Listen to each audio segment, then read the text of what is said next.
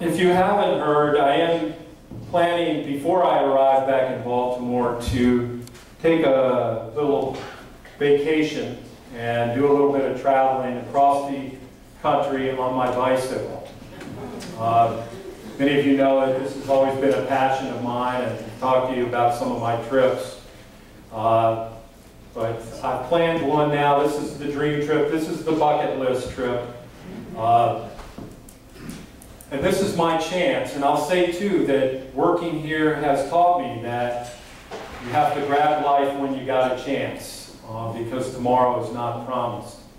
So I've decided that I better grab onto this trip. Now, I know every grandparent says their grandchild is the cutest. Come on.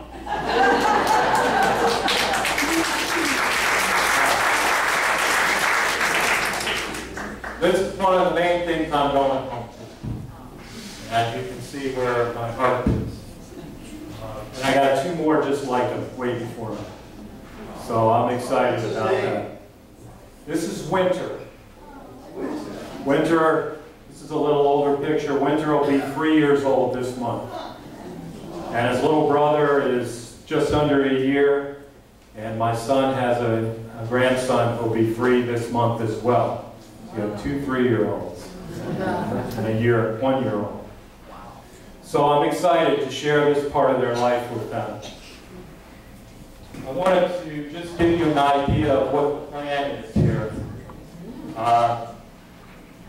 Starting in Naples, the beginning of May, I'm going to be bicycling across the southern United States, across Texas, up into New Mexico, Arizona, then make a little jog east to Colorado and up through the Rocky Mountains, and then up through Wyoming. Oh, here we go. Yeah, leaving out of Naples, across Alabama, Mississippi, Louisiana, into Texas. And it's going to be hot. But flat.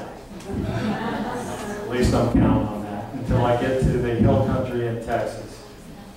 Then as we move through Texas, as I said, into New Mexico and Arizona, and a little bit of Utah, and then over into Colorado and up through the mountains. And that's when the fun begins. And hopefully I'll be ready for it. Who's going? Steve, how many are in there? There's 2 of us going. A friend of mine from Naples, he actually dreamed up this trip. I'm just jumping on because the timing's right. But he's as crazy as I am. And together we're going to tackle this route.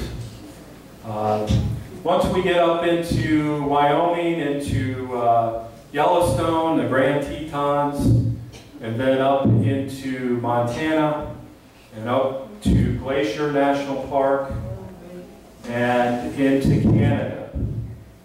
And from Canada, I'm hoping to make it as far as Jasper, Alberta. That's my goal. My partner's heading on to Alaska. He wants me to come with him, but I don't think that's going to happen. I think this will be enough. But I wanted to tell you about this because a lot of people have been interested in it, and they think I'm nuts. But Clark and I are working on a website that will allow me to send regular photographs and videos of the trip, and you'll be able to check in if you're interested and see how it's going. I'm forewarned, it may be a lot of whining and complaining, but I'll try to keep it positive. And I seriously expect to have a whole lot of fun. I am doing this as a fundraiser also for the Alzheimer Support Network. Anybody that would like to support the network in honor of this trip, we welcome that. You certainly don't have to do that if you want to look at the pictures. But it's a way for me to really take this time in my life and do something that I've always wanted to do. So. How long will it take, Steve? I'm going to be gone for 3 months. Yeah. Wow. Will you keep a journal? I am keeping a journal. In fact, there'll be an online journal. And so providing I find electricity fairly regularly, I'll be able to keep that updated.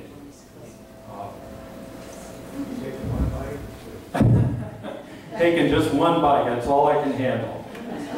Yeah, at a time, anyway.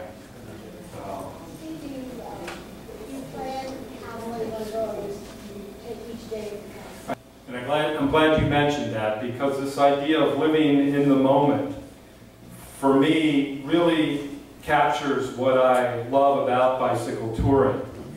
Because when you're touring like this and you're moving at basically a very slow pace, life slows down. You don't get caught up in what's happening tomorrow, what's happening next week, what's on my calendar. Life becomes very much about what is happening right now, today. Usually, where am I going to eat and where am I going to sleep? So it takes life down to some of its most basic aspects. And that's what I love about it. You really have that opportunity to enjoy the moment. And if you take the time to smell the roses along the way, it's a fascinating experience. And you certainly learn about the people and the environment and the flora and fauna and everything else that's out there. It's quite different than traveling any other way. Yeah? Sorry, my biking knowledge, I have to ask, are you riding that Cannondale in the picture, or what are you learning? No, that was a mountain bike. I have a touring bike. In fact, I just picked it up at the shop last night. It's all ready to go. Just got to pack it up and go. So, Steve, what's in that little green bottle? that's my energy drink. Keeps me going. Yeah. How many miles a day do you expect?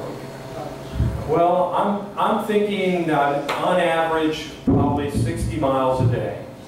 There'll be some days where we may do 100 or more, but there'll be days maybe where I don't get out of my tent.